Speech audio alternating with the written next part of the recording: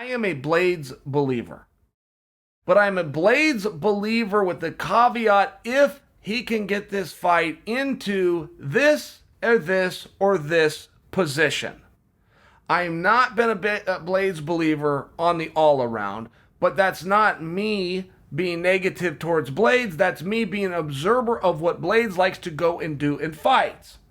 And he likes to fight a pretty clear blueprint each time. Well, he set out to do that with Junior. And you must understand, Junior Dos Santos is possibly the greatest boxer in MMA. Are you ready for that one? Possibly.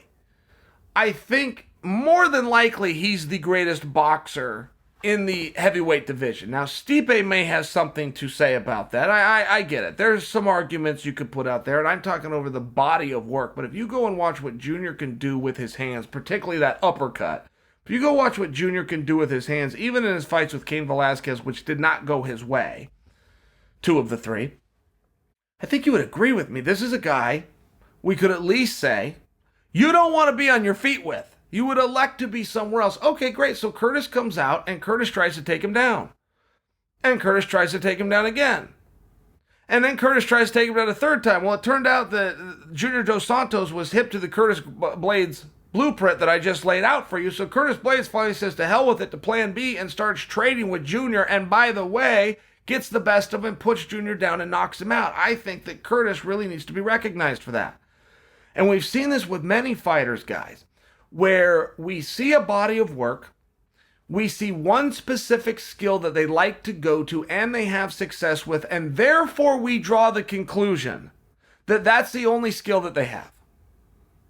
We even did that with George St. Pierre one point, where he would take everybody down and keep them there, and another round would go by and he'd take you down and keep you there and go, okay, well, as soon as he can't take somebody down, he'll lose. Well, he ran into somebody that was hard to take down named Matt Hughes, so George threw a head kick and knocked him out, took his title away. I mean, just in fairness, this is one of these situations where until a fighter is forced to go to plan B, we, for some reason, make believe he does not have a plan B. I can even remember the fight when Khabib was fighting Al Iaquinta, and Al all of a sudden is making it very hard on Khabib. Al's keeping his back off the fence, which keeps Khabib's number 1 position. And 2, Al was good at defending a single leg, which is what Khabib likes to go to as an attack in the open. So when Al starts stuffing some of this stuff, Khabib says, fine, come on, let's do it your way. And they start trading shots, and you start to realize Khabib's pretty good at that. And people gave Khabib a criticism for that. It's not what I saw. I saw Khabib, I thought that he was very basic, I thought he was very simple, but I also thought that he was following the golden rule, which is I hit you and you don't hit me. And when you do hit me, I put my chin down, I put my hands up, I absorb it, and I come back and try to hit you again. I thought that Khabib did show us that he's got pretty good hands. He reinforced my theory that he's got good hands when he went out there and fought Conor McGregor, who had just come off a 30-minute war with the greatest boxer of all time, and Khabib landed the shot that put Conor down. I mean, I think in real fairness, Khabib also deserves to be in that conversation. But we've seen this with many guys. That's my point. My overwhelming point here, before you guys argue with me about did Khabib look good in the striking with Al, isn't the point. The point is we as human beings tend to default that when a athlete does not show us a position, he doesn't show us it at all. He doesn't show us he has a weakness there. He just doesn't show it at all. We default to a decision on our own that he's not showing it because he's not good at it. Curtis Blaydes once again showed us. Don't ever assume, don't ever believe that the top fighters, and Curtis Blaydes is a main event fighter. This is his 3rd main event now. 5 times co-main or higher. Curtis Blaydes matters. Curtis Blaydes is young. Curtis Blaydes is handsome. Curtis Blaydes has a story. And it's a little bit of a more of like a Diaz approach of F you all and I'm only here for myself. I get it, and that's going to turn some people off until it doesn't.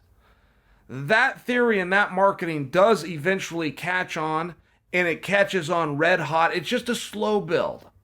So Curtis is on the slow build approach, but I do think that skill-wise, youth-wise, size-wise, reach-wise, his ability to show that he can deal with certain pressures. He can go into 5-round contests against former world champions. He can go into main events on the worldwide leader. I mean, look, Curtis Blaydes showed more than just his ability to throw hands with JDS. He did. He showed an ability to compete, and he showed an ability to perform. I think you guys like Curtis Blaydes. I think that you do. I'm just here to tell you, whether you like him or you don't like him, learn to love him, because he's going to be around for a while.